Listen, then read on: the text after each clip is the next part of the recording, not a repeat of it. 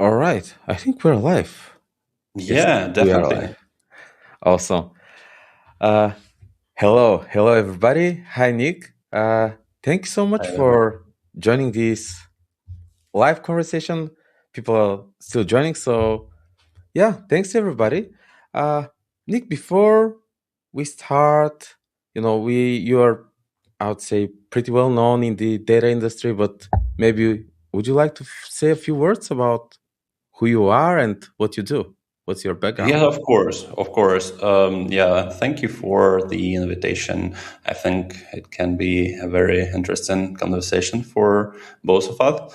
So, yeah, my name is Nick. I am in the data space for more than, I would say, 15 years, 16 years even. So I was working in different enterprise-based companies. Typically, I was working first as a data analyst, and then I was growing. And in my career journey, I was trying to manage data teams, and I was even a chief marketing officer one day. And then I realized it's definitely not my journey. So I stepped back and started to be as a kind of remote BI developer, and it was the remote started for me in 2016. I think that's the time when people are was just getting used to that. And so since I was so early in the remote environment, it gave me an opportunity to start my own company. In 2018 or 2019, I started my company called Valuity Analytics. This year, we rebranded it to Valuity Data because I feel today that we are much bigger than just only analytics, and because of all market changes, it feels better to just focus and concentrate only on not only on analytics but data generally speaking. So what I'm doing, I'm running this agency for like 7 years, 8 years, and the last couple of years I'm operating as a fractional CDO, so helping different startups and technical companies to grow their data, build data strategy, and finally, of course, implement this strategy and execute it. Typically, it's client work and marketplaces, subscriptions, software as a service. In the agency, I have this year around 15 to 20 people, depending on how we count some of them. Yeah, I wrote a book called Your Fractional CDO, published it on Amazon, which is kind of something I was trying to extract from my head to be present somewhere. And I'm writing a lot on LinkedIn. That's basically me. Oh, wow. Okay, that's there are a lot of things that I can hop into, but I really like this, idea of you, this story, this part where you mentioned you were a chief marketing officer and then essentially took a step back, switched Yeah. the space completely, more or less, and then build your whole career from the ground up. That's not something you can see a lot.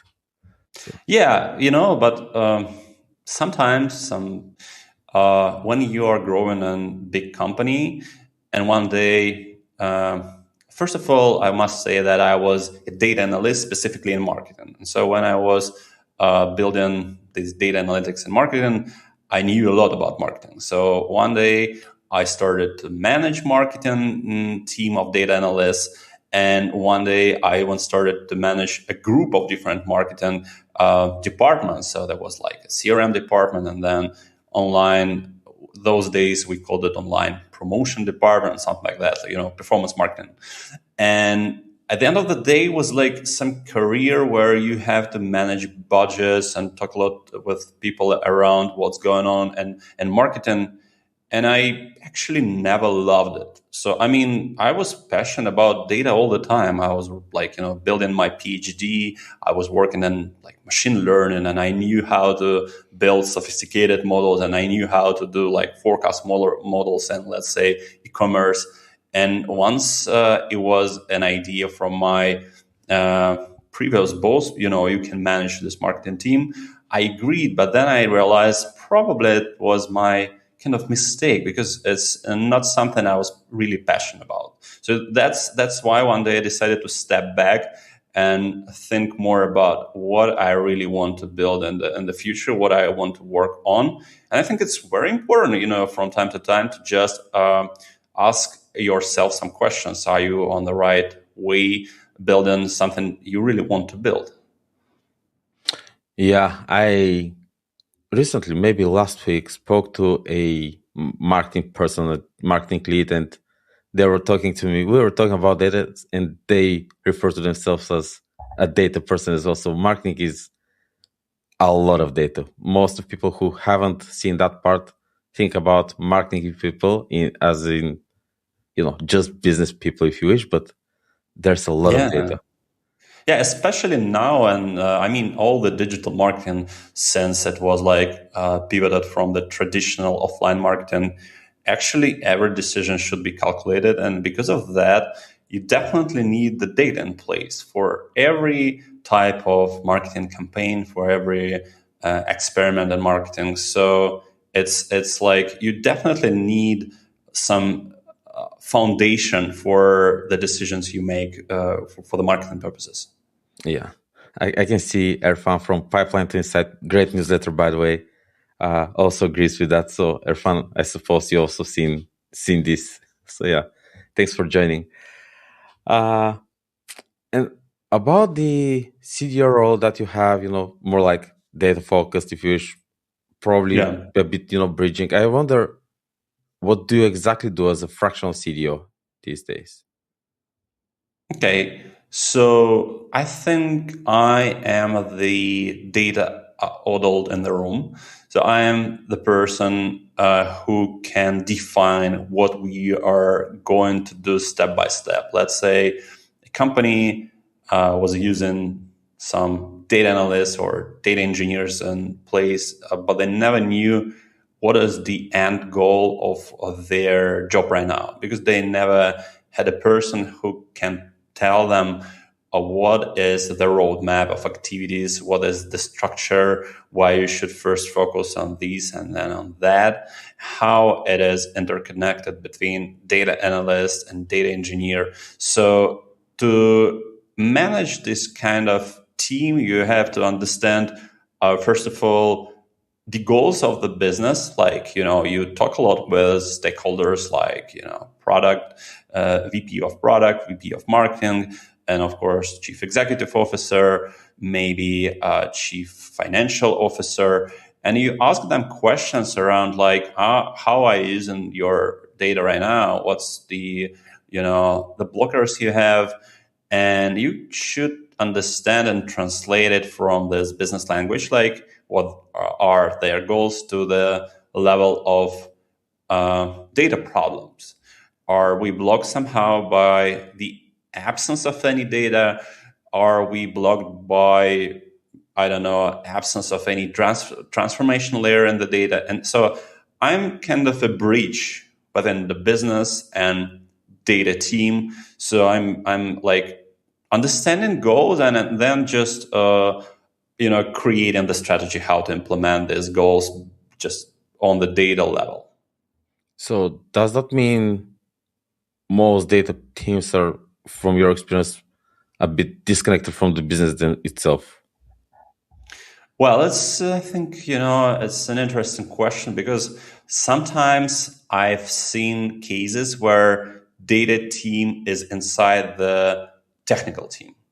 And usually when it happens, there is some disconnect because they start to just deliver technical stuff. And if a chief technical officer is managing the data team, he's more of concentrated on how to like do certain things like on a technical level.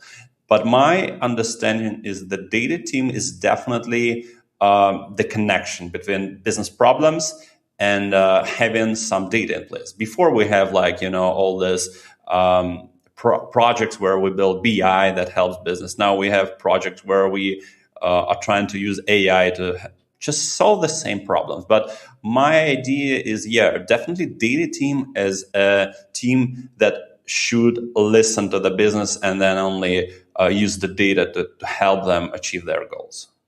Yeah. And when you say about AI, has AI actually changed the kind of work companies bring to you or the way you work? Um, yeah, it's definitely changing it right now, and I think like a couple of years ago, people were just asking us for creating more and more wrappers and dashboards, and now they arrive with more of AI initiatives and how we should enable AI. But actually, we are still solving the same problems, creating the data foundation. I mean, like sometimes there is kind of a a project. Let's use AI, but it is nothing if you don't have a proper data in place. If you don't have any like semantic layer, or you don't have any data warehouse where you have a structured way of storing your data. And so typically, I think the idea of implementing AI is something like, let's chat with our data and have all of these requests. But mostly, people are underestimating the importance of the data foundations. And so mostly right now, I feel like AI is kind of the project where we're still working on the data engineering. And recently Anthropic, they released this article where they Yeah. just showcase their self-service analytics. And what they say actually is that they were trying to use LLM to create semantic layer and describe the data, but it was unsuccessful. So they needed people. So people is better understanding the connection between the business and the tables and databases that you have in the business. So I mean, if Anthropic says self-service doesn't work for them, it feels like everybody should understand that they're a big iceberg of routine you have to do with your data to enable AI. But if we're talking how it helps personally me, it helps a lot to speed up processes right now. Wow. Okay. Uh, a couple of things to untangle here, but let's start with the foundations. You mentioned foundations. Is that what you usually try to solve first? Data warehousing you mentioned and transformation modeling processes. People, am I missing anything? Yeah, I think you are kind of missing one thing, and I would name it. Um, I usually call it the so-called metric catalog. I Okay. name it that way. So this is about observability and data governance, I would say first.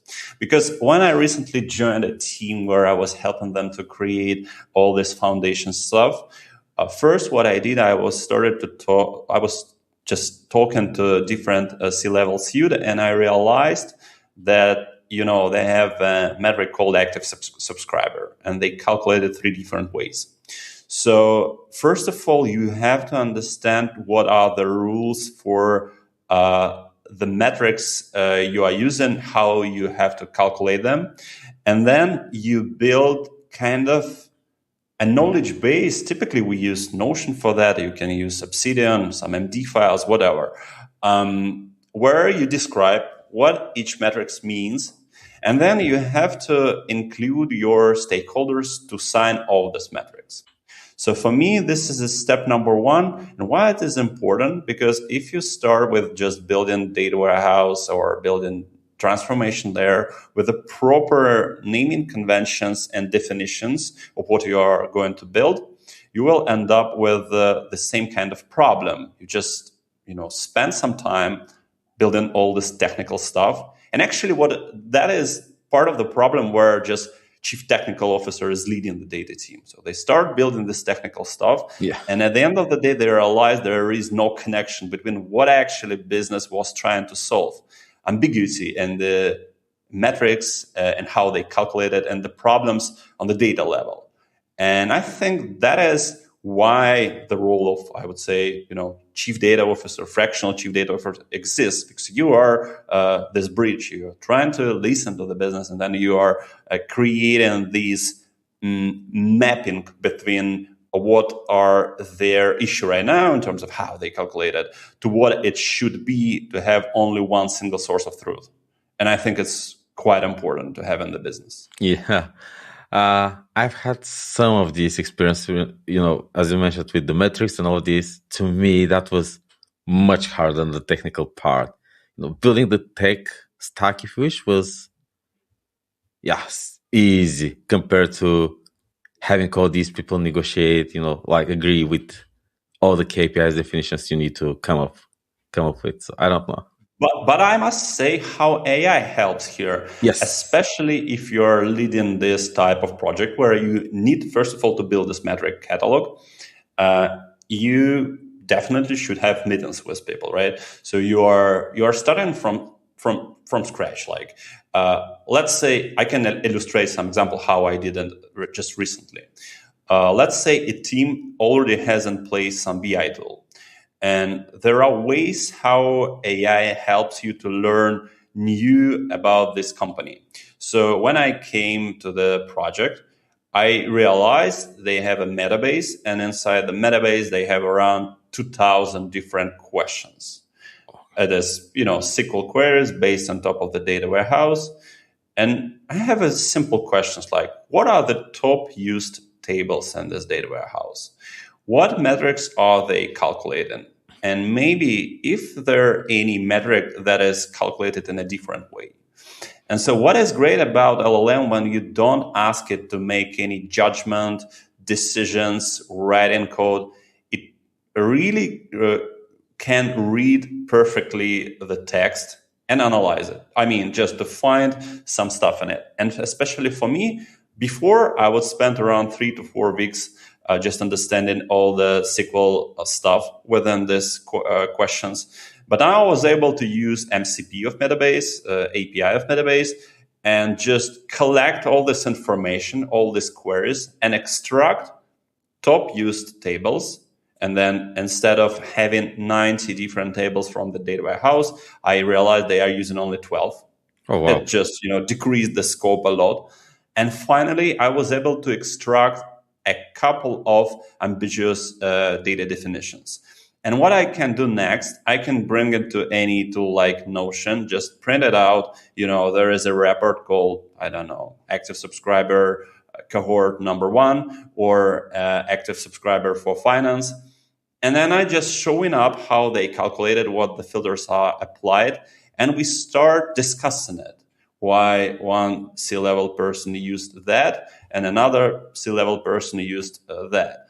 And after this meeting, we can also have note taker transcript, which we can also analyze and put this information with the help of AI, how we just solve this type of negotiation, this type of metric conflict, if you wish. So then, you're not using here AI to create things and even not to code things, but just to read the information, which it can done perfectly. Wow. Okay. That's amazing. So it looks like AI is not just a big focus for you, but also it changed the way you work significantly nowadays. So, It's I wouldn't say it's not a focus, but it's kind of one way of how I'm using it is kind of the assistant to everything I'm doing. But the rest, I'm also building like projects with AI for coding, for SQL, for data engineering, for everything. I was trying to illustrate a simple example how a person can start using AI in his daily routine. maybe can we go a bit broader then? Let's say, how does your week normally go nowadays with, what AI tools you use, which parts of your work it changed, and yeah, how you use it really? Well, I think it changed completely how I'm working. I mean, I could say, especially when I started to introduce more of Opus of the anthropic model Opus 4.7, I would say this is the moment I started to use it a lot. Actually, I had some experiments with Cursor before. 1 year ago, I started with Cursor, but then I realized it just not producing good code for me, and I'm just wasting tokens. So I pause to use AI for myself. And now, like last December, I realized I should start doing it again. So I downloaded Cloud Code. I installed VS Code extension. And what I did is start just thinking about what is the daily routine I'm doing all the time and what tools could I connect to Cloud Code. And then I realized that I can connect everything. What it means, like, from time to time, I'm reading all my messengers like email, Telegram, WhatsApp, whatever, Slack, and getting some information in front of me. So I'm using, like, typically what I'm using, I'm building just kind of HTTP API wrappers for each platform that I have. And these platforms are Google Calendar, Mail. It is Slack, definitely. It is, it's Jira. I think Fathom as a note taker. What else? ThinkStree is my typical task planner. And I think when, of course, Obsidian, and each time I'm thinking about any tool, and if I'm doing some repetitive task, I'm thinking, can I automate it with AI? And nowadays, what is going on? So I am using AI to I'm building kind of, I called it my operating system. And so the idea is I created some folders for myself, folders around my agency, customers, teammates, some personal stuff that I have, like, health, sports activities. So I connected again Claude to Strava, if you wish. And then in these folders, I'm creating a lot of context in MD files for Claude to process all this information. So then if I'm leading any new project, let's say I'm having a new lead from the website. Typically what I did before, I will just see the email, probably schedule a meeting with the prospect, and we will talk a little bit. Nowadays, what's going on? I'm getting this new lead from the website. I have a specific skill in the cloud to research this person, to create the prep file for the meeting, and to schedule a call, actually. And then after that, I will analyze the transcript of the call and future next step that I have to create. I mean, like, to create a proposal, to update the information in my CRM system.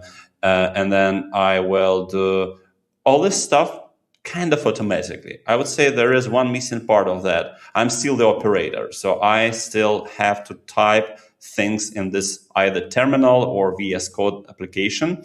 And I would say that 90% of my day is just typing something in VS Code, like read a mail, what he's writing, can we analyze this, that, everything. So last time I was just, analyzing my DNA results. And so it's always a lot of different ideas that you can quickly implement with the help of AI. So I described you this idea of how I analyzed metabase of the customer, and out of it, I created the project called MetaLens with the help of AI, just creating the tool for especially this type of task. So, I mean, there are so many ways of how you can use it on a daily basis. Well, okay, so essentially, yeah, AI probably touched every aspect or a lot of aspects in your life and work. So that's Yeah. quite exciting. If we need to talk about work specifically, so you mentioned research, reach out. You mentioned how you uh,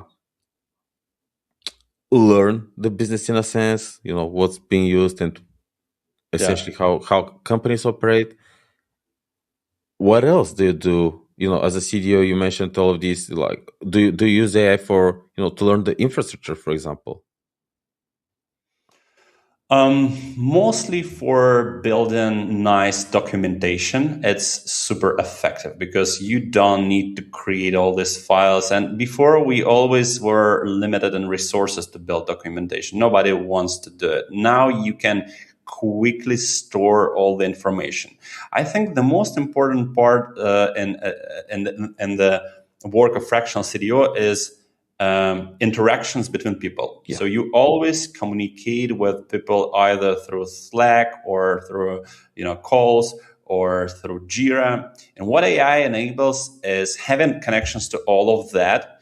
You can typically find what are the patterns of the information, and you can update all the time everything you have to update. So if you need to raise any ticket to the, let's say, engineering team, or if you need to just update what's going on with the project, you can just, with the use of AI, parse the recent messages you talked about in Slack, and then you just go and update some information. You can analyze, numbers, metrics, SQL code, but I don't give the right for AI to just write SQL on behalf of me without my understanding what's going on the root right now. I have to verify it first. And what else? For the infrastructure, yeah, I was able even to connect Fivetran to the BigQuery with the help of AI. It's not meaning I didn't know how to do it. I was always curious if I can. So if I just give him an API token, can he enable me the new pipeline that is just collecting the data out from a new source? And I was able to do it. Again, I must say I verify each step myself. It's just because I can't be completely sure when I'm working with the budgets, with the tools that cost something, I have to do it. But I mean, I still find more and more ways doing that. And of course, I was using to explore a lot of information, especially when we are talking about infrastructure. Important was to understand that, let's say, a company didn't have entity relation diagram. And so based on SQL stuff, I was able to create myself. So I knew the keys of specific tables, and I was able to understand the better data structure associated with this data warehouse. So exploration, yeah, is definitely some help of AI here for me was super beneficial. Yeah. So you can definitely say AI made you much more effective slash value adding CDO. I definitely think so. However, interesting paradox that because of AI, probably we were thinking we will be working less. But unfortunately, it's not true. You start to work even more than before because you can do things quicker and you can release faster. And it feels like it's just, I mean, you're always curious what else can you do, and because of that you can do even more. And I feel like actually business is just benefiting from the CDO who is enabled by AI. Yeah. Yeah. I especially like this thing, when you say enabled by AI, yeah, connecting all of these pieces of information. This thing with the communications, uh, I got it. I think it's quite interesting because, as I said, you use a lot of channels, but then you probably have different signals from all these people. If you don't have AI, it's much harder to connect all these signals. So I can definitely Yeah. see having all this information at one place in a sense. And I think part of the problem is that sometimes you just overwhelmed with all these messages Yes. that are coming. And especially if you're focused on specific stuff right now, let's say you are working on something and you can quickly forget, especially with, let's say with Slack, you have these threads.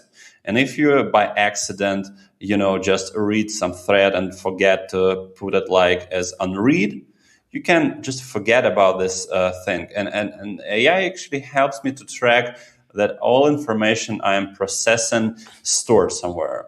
And because of that, I'm always trying to if there any like action item for me, or should I raise something for somebody else?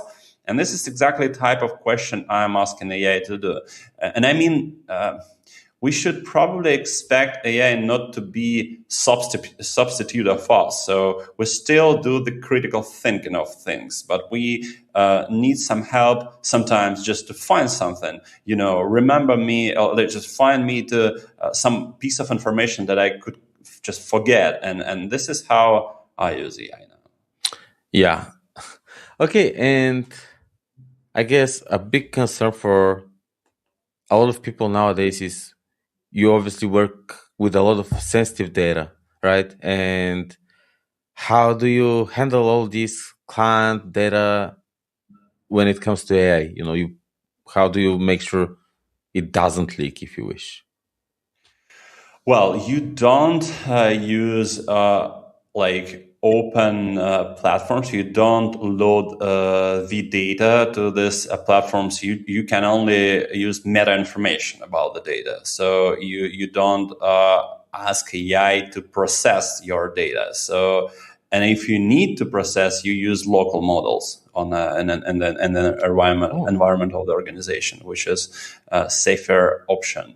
But like current commercial models are, of course, have better capabilities of analyzing things, and so to explore the infrastructure, I would say it's still much more convenient to use, let's say, Anthropic or OpenAI models, because they're much faster, and especially in terms of costs, with all these subscriptions that you have in Anthropic, is just much cheaper. But there should be some rule of which data is coming into AI and which you're just restrict from AI to analyze. Yeah, actually, when you mentioned commercial models, it clicked with me because you also said you use VS Code or Cloud Code. So, VS Code, for example, I suppose they use the API. I don't know, but if you use the API, yeah, it's more expensive, but also it's a part of the agreement that they don't collect your data. That's probably a part of the Yeah, your. that also helps. That also helps for organizations when you use the API. They don't collect it, but it's kind of stated. We never know. Yeah, that's also true. Yeah. Do you think the CDO role would also change with time because of AI? You mentioned you still do the same things, it just enables you, but do you think your role change with time? Well, definitely, you will be more. We will be trying to incorporate more AI in the daily routine of organizations, and because of that, it's just understanding patterns of how teams are using AI as well, because they will also start using it, and especially in data and analytics, your part of the job will be better understand these patterns, how AI can help them to build the proper foundation, infrastructure, and rules, because still there is a human in the loop. So I mean, the problem that actually Anthropic has mentioned in their article is still like they are trusting self-service analytics by 95%. My question is, what is going on with the rest 5%? Because, like, if this 5% is important enough that you are making any business decision based on this data, well, that doesn't make any sense. You can't trust the data. At the same time, your data analyst, the person who is working with data, also do mistakes.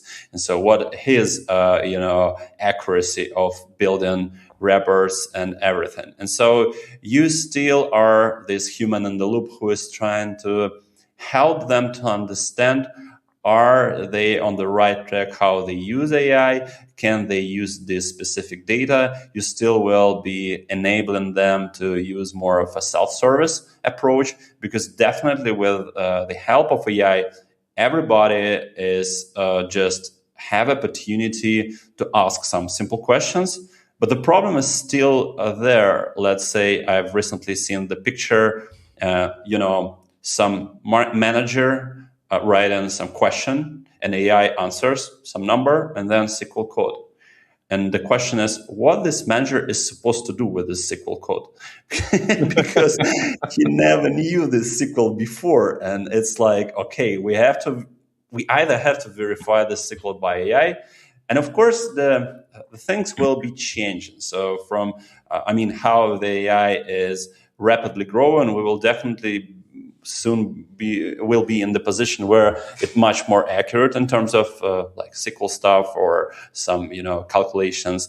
But again, right now it is still some human in the loop who can prove we can use this connection, and I think the role will be changing to making more governance of foundations and even tools that you are using, and just helping to restrict and create some profiles and roles who can obtain this specific data, and probably to tune the AI how it can help people to get access to specific data. Okay. About self-service and AI, what's your experience? Full disclosure, I'm trying to do this a lot of times, but it's not very successful, honestly. It's what I found is if you don't have proper documentation, if you wish, if you can't feed the AI with clear, no, very deterministic definitions, it's very hard. So I don't know. What's your experience? Experience with what do you mean? Like building self-serving analytics things. Do companies need that? Have you built something like that? They want it all the time. They wanted it all the time. They wanted it even with the help of BI tools. Like before, you probably remember the Google Looker tool, which is like self-service approach. Even Metabase is built in the self-service approach. And everybody wants to build data reports themselves without asking data analyst or some person from the data team. And I actually agree with this data democracy approach, because I feel like if you can answer simple questions, it definitely speed up the process. You don't block yourself by data team. What we are trying to do to enable, and it is kind of successful even now. So we build like data models. We use DBT a lot, and we build semantic layer, and we build some like Mars that help you to remove all unnecessary filters the business should know about. And then we document, of course, everything that we are kind of building. You still right, however, that from time to time you can get incorrect results. But my biggest concern is not even the incorrect result, but that the AI can forget things. And that is the most annoying thing to me. Like even like yesterday you calculated something and it created one piece of code, and then it can just forget how it has done it, and it can create it from scratch, and it can be a little bit different since the nature of LLM is just creating things in a different ways. So what we are building, like kind of a recipe book. So if you are kind of a user that needs to create some reporting, we are building like Notion page where some SQL statements are listed to enable you to make a fast approach to the data, and they can read this page with AI, and then they can use, let's say, Metabase MCP to automatically create queries and use our queries as a reference. And because of that, sometimes it is a little bit more accurate and it doesn't produce unnecessary filters. So those type of things help us to enable it. But actually, again, it's a big job to create all of that for each business department and for each data mart that we have. So we are still kind of in progress, but part of the business is using that. Yeah. Okay, that's quite cool. Well, I know you're very busy. I don't know if you have more time. I have a ton of more questions. So if you don't, we definitely need to, like have a second episode, second Um, call. I'm still okay. I have time. We can definitely continue. Oh, Yeah. awesome. So in that case, you mentioned in a different conversation you and I had, that data teams, with your company as well, data sizes of these teams nowadays change because AI makes you so effective. So Yeah. I guess looking ahead, how do you think data teams would look like in a few years? Yeah, it's an interesting question for me because yeah, as I told you before, I was putting myself into position how I can be more effective, not only myself, but as an organization. And I decided to reduce the amount of team members because I was trying to enable each data analyst and each data engineer with the help of AI.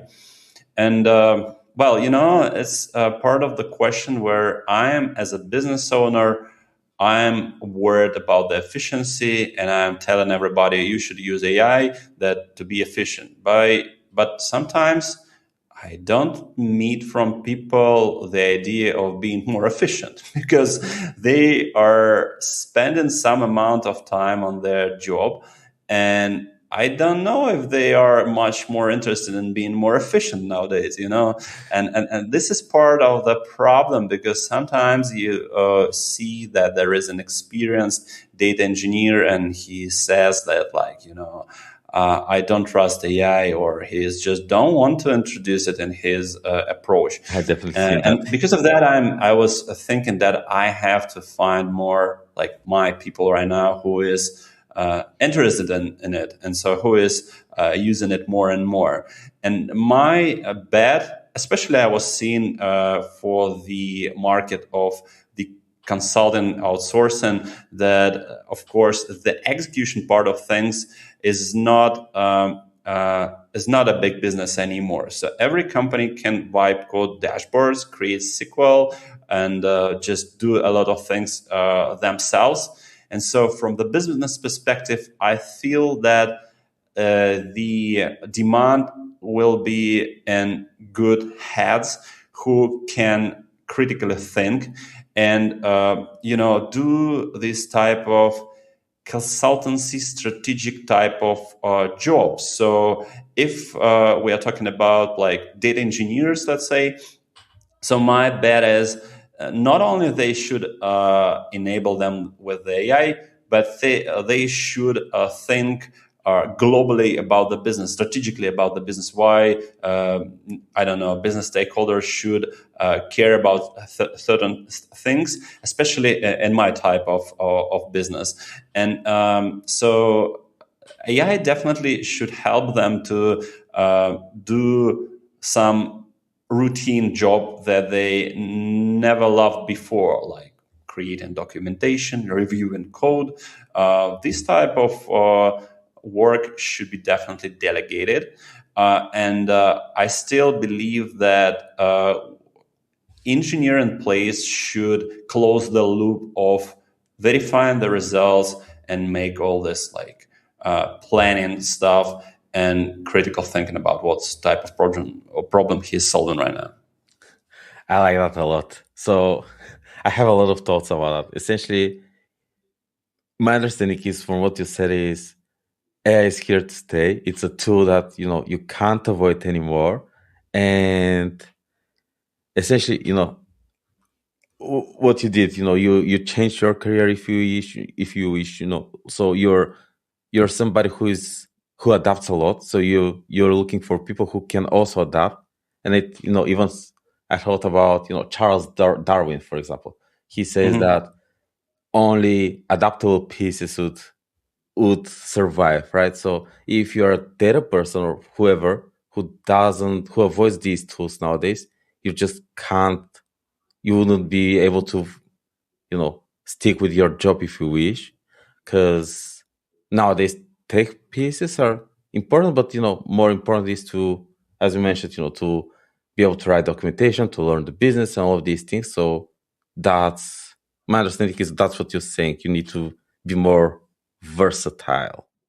I agree. I agree. And I mean, you still will have some time and opportunities to work in some legacy business. Like, some companies, especially big enterprise companies, they will change much, much slower than small teams. Like, small teams can introduce AI just tomorrow. So they don't have any process in place and they just can introduce AI and use it. Big teams, enterprises, it is quite hard to change the processes, the people, and everything within it. And so, if you want to stay outside of AI, welcome to join this, legacy enterprise companies.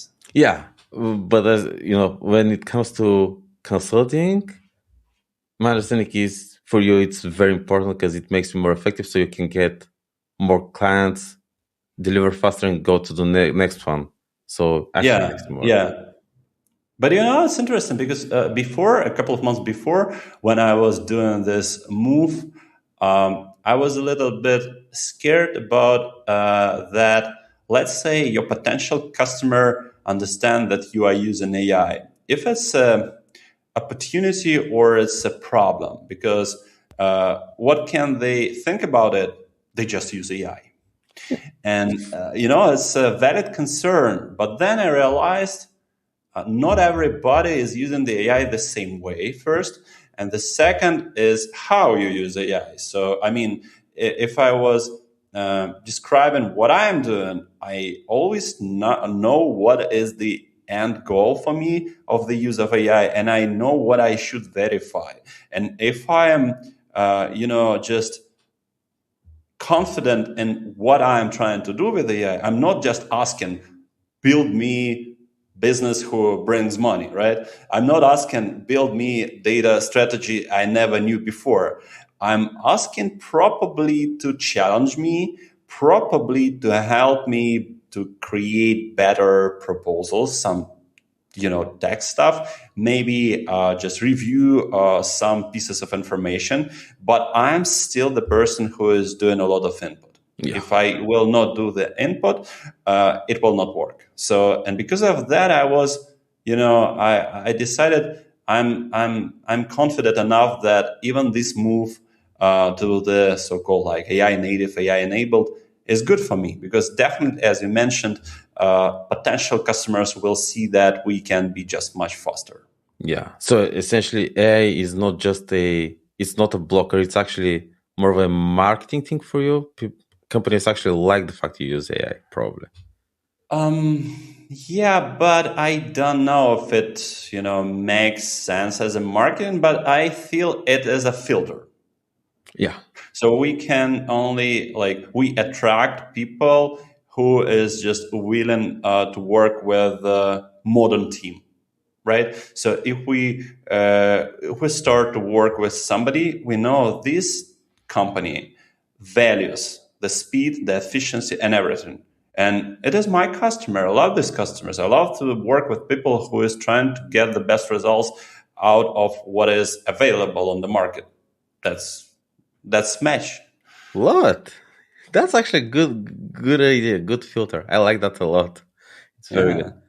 What about small companies? Companies that don't traditionally have CDOs, don't probably need CDOs.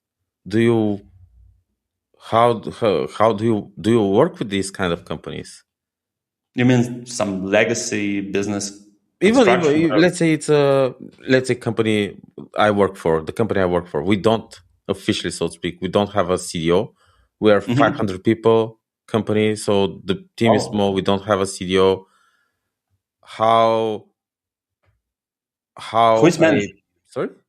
Who is managing you right now? Yeah, we have like a head of data, so it's a different title. Oh, so you mean it's still a CDO? It's not about the size. It's kind of the same, I feel like. I mean, like, it's just a title. So you can name yourself head of data, VP of data, chief data officer, but the idea is the same. You're the person who is managing the team and, bringing the gap between business and technical implementation, right? Isn't it? Yeah, Probably, yeah, I guess so. So you mean it's not about the title or it's more about the problems, which if you wish. Yeah, but I can name some examples how it can be like and how it was a little bit wrong in the past. So I was more than 12 years ago, or even 14 years ago, I was working in the company who had data analysts within the business functions, right? Yeah. So let's say they have marketing team, even within this team, they have a data analyst. And what is happening then, if you don't have any centralized function, they start building their own data silos. They start bringing some data in as some crazy ways, like ad hoc data import from Google Sheets to somewhere else, building some pipelines with Google extensions to the Google Sheets, and then they realize that each department has this zoo park of data systems in place, and they have to centralize it. And this is more not just only because they didn't have chief data officer, but because of decentralized data function within each department who was building their own data systems. Yeah. Okay. Okay. I can definitely ask a bit more, but I think that also touches with the questions we have in the chat.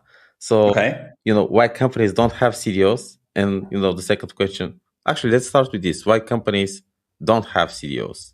But I think it is a question for you.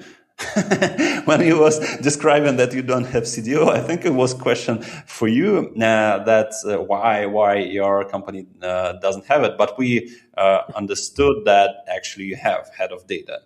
I think companies don't have CDOs, and probably that's the reason why they probably hire fractional CDOs, right? Yeah. Because they don't have enough budget for that, because they don't have enough maturity right now of the organization to hire somebody. So typically what's going on, a company is growing, it raises some amount of money, or it just bootstrapping itself, and they understand right now that the data function is not available at all. So they, build marketing, build product, and they don't know, and probably they're kind of blind. And then they start hiring data people, like data analysts. Probably we will hire data analyst. Typical mistake, right? We will hire data analyst, and he will create data warehouse. So this is typically what they are doing, right? So it's like, there is a guy, he can calculate things. Probably he can bring into the database, and then he starts building pipelines, some crazy things, and then they realize it doesn't work. Probably then they start hiring data engineer who should fix all of that stuff. And he start building technical implementation. He's just building pipelines, everything, but it still doesn't work because there is no gap between like how to calculate things, what he's bringing, and then they realize probably they need to try something new, more senior person in place. And actually, that is the point when the growing organization can invite fractional CDO guy who can be less, have they have less budget for this type of person, but he can bring the same value with the part-time engagement. Yeah. So should then to whom the CDO should report then? Is it a separate department, or you mentioned probably reporting to the chief technical officer is a bad idea? What's your I think with these type of companies, he should report to chief executive officer. Okay. Because he is interested in building data function that helps him to unblock his business decision. And so because of that, he typically knows the priority. Let's start with product, with marketing, with finance, and he know where the biggest gap right now. So then it can drift a little bit. If a CEO steps away, probably chief product officer can be the guy. I still believe that's the better approach, it to be the same level of chief product, chief marketing, chief data officer. Those people are just teammates, and just CDO is just helping them to create stuff for their business departments. Yeah. Okay. Yeah. For us, that's definitely where I work. We definitely don't report to the CEO. We report to the CFO. a business Hmm. entity, but yeah. Yeah, that's also part of the setup where like data team reports to finance team. Yeah. But I think it's a biased option because I've seen that before. And what I mean by that is typically, first of all, finance data problems will be solved first, and but just Yeah. because of the organization structure, and the rest time of data team will be spent probably on even more important stuff for the business growth, like marketing and product. And so, I mean, if you just report data team to somebody of this guy, it will be definitely biased towards this department. Yeah. Okay, what about this question in the chat again? What about when there's no a CEO but more of a group of general managers?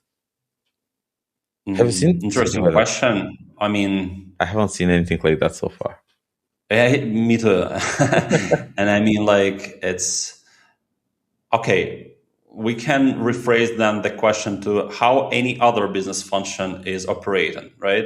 So if you have a group of general managers, what the product is doing and marketing is doing, then who makes the final decision, what they are trying to bring into the life.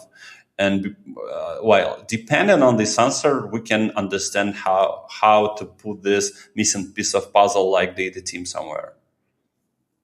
That's a very good idea. I like that reframe, that question. So yeah, so your idea is that data functions should be on the same level as any other business entity, not a part of another Yeah, entity. Yeah, I actually agree with that. Yeah, I like that. especially now when we definitely in the age of incorporating this AI stuff all more and more, we will definitely need better understanding how to deal with that because every department will start trying to do it on their own, but finally they will realize that they need a proper data in place because they will not be able to answer to have meaningful answers, to have verified answers. So there will be somebody who is verifying that, and typically it should be data team. Got it.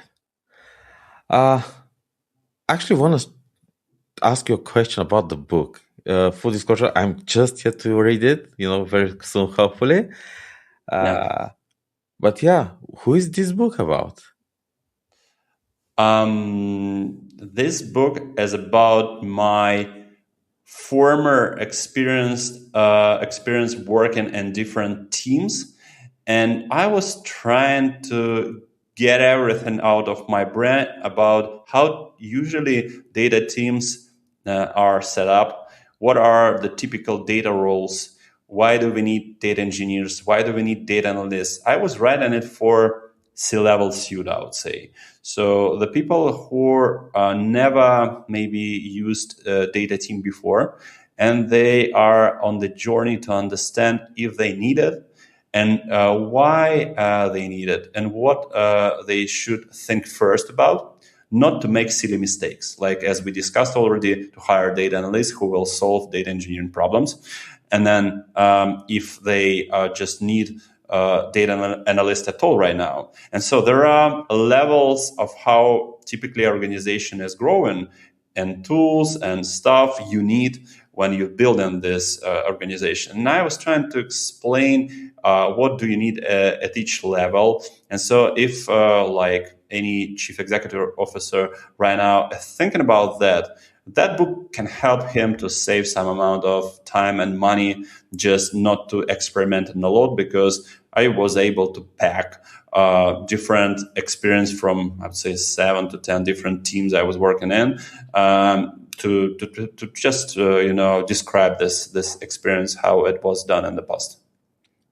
Awesome. So it's just as much for data professionals, especially more like aspiring leaders, as much as for other people like chief marketing officers or anybody who is involved into Um, building I these. think data professionals could find it a little bit maybe boring because I didn't make a lot in the technical stuff because I didn't put any recipes or how to deal with certain technical problems because there are a huge market of these books. Yeah. And I was trying to explain how you should probably understand business problems, business stuff. Why do you need to understand? And so data professionals who is willing to maybe grow Yeah. as a data leader, they can find it valuable.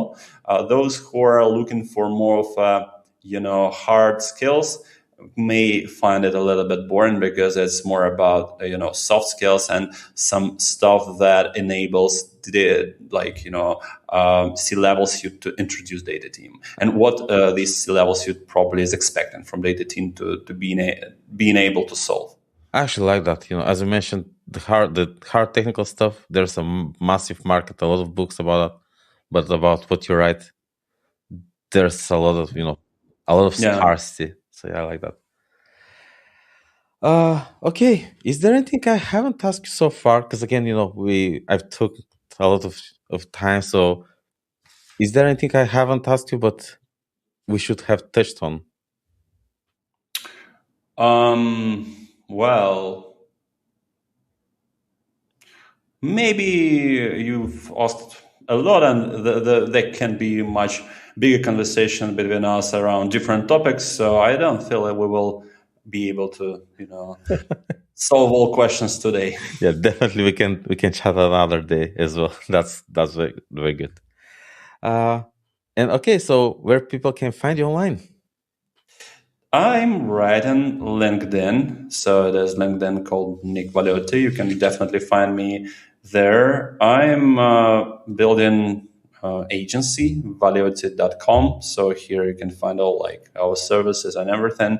There is an option for data leaders to grow with me, so-called accelerated program. And of course, the book on Amazon. So those are typically places where people find me right now. Awesome. And you have a very good Substack, although you don't write too much there, but I I'm love your. starting doing it. I want to thank you for the recommendation of the course. I just need to find more time to start using all this content because, as we discussed, we spent a lot of time understanding how LinkedIn is working last year, and it's just a big amount of information and experiments to understand what you have to do. And so Substack is our new platform of growth, and definitely it's a big bet right now. And of course I introduce people to subscribe as well. So yeah, I will be posting more here, and yeah, I feel like I'm already seeing the growth here. So yeah, probably the course can help us to do better. I hope so. I really hope so. And I didn't realize that you coach people into becoming data leaders. Is that what you said? Yeah, there are people who are coming to my LinkedIn, and I was realizing there is a part of the content and part of something in my head that I can share with them. So yeah, I started to build. It's typically one-on-one meetings, but I also built a vibe code kind of a platform, a trainer. I share with people who can use this platform to build their, ICP, understand what they are working on, create some offer they want to start just showing to the audience, and this is kind of a pack somehow in the product, but the most efficient way doing that is having a calls with me, because there are some one-on-ones that we use to just help people to grow. Awesome. If you can, please do share links with me. I'll check them and we'll share this with the recording of the article. That's actually sounds very Sure, good. sure, definitely will do it. Awesome. Okay, Nick, I think, yeah, as I said, that's plenty for today. Thanks so much Yeah, for this conversation. Thank you everybody for participating, for watching, for the questions. Thank you so much for fun. That was amazing. Thanks. yeah. Thanks for having me. Thanks for the questions, for thanks everybody who was participating. Yes. Have a great rest of your day and bye. Thank you. Bye bye.